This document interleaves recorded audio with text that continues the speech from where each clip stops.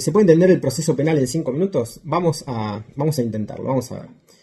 El proceso penal tiene 4 fases o etapas fundamentales. Tiene una etapa preparatoria llamada sumario o instrucción o investigación penal preparatoria. En muchas provincias, en la provincia de Buenos Aires la llaman IPP.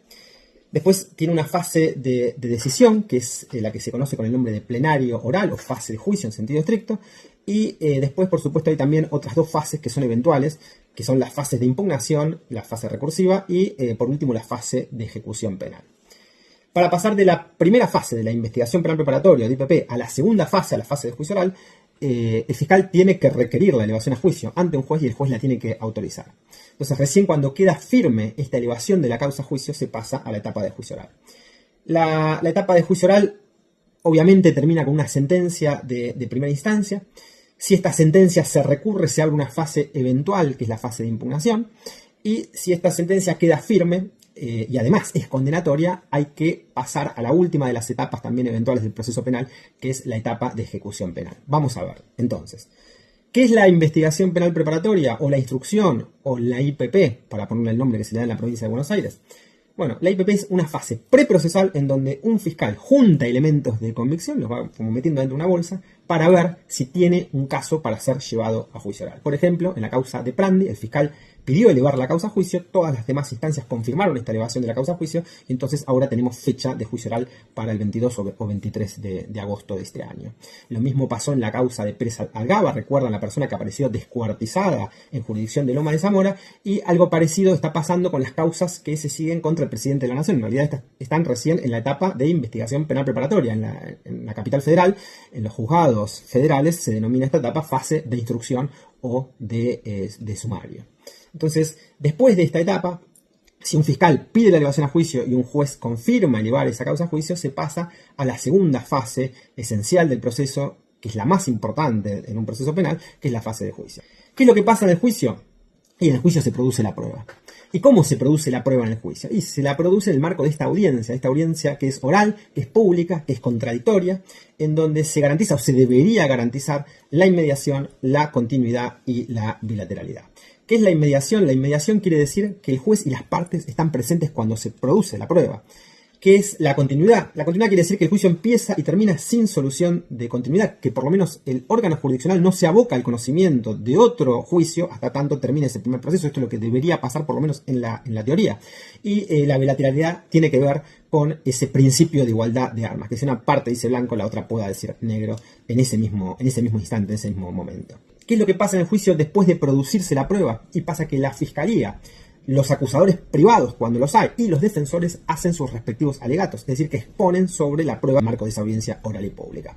Después de los alegatos, el imputado siempre tiene la última palabra y luego el tribunal pasa a deliberar y dicta veredicto y después sentencia.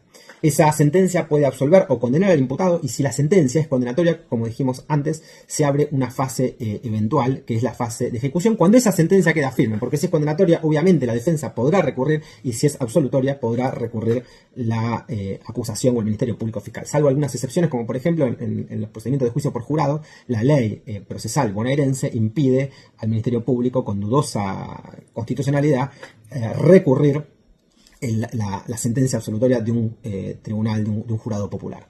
Entonces, si se recurre esta sentencia definitiva, que es la que hace culminar a la fase de juicio oral en sentido estricto, se pasa a una fase eventual, que es la fase de impugnación.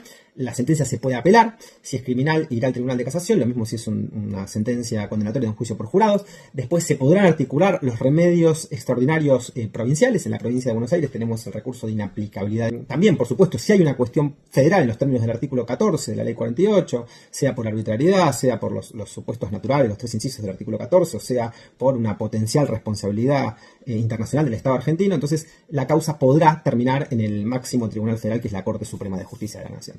Pero en cuanto quede firme esa sentencia, sea porque las partes no han recurrido, o sea porque se ha expedido la última instancia, si la sentencia es condenatoria, como dije antes, se abre esta cuarta fase, que es la fase de ejecución. Hay que ejecutar esa sentencia condenatoria. De manera que luego de la investigación penal preparatoria y de la fase de juicio, si la sentencia queda firme y además si es una sentencia de condena, se abre esta última etapa, que es la fase de ejecución penal.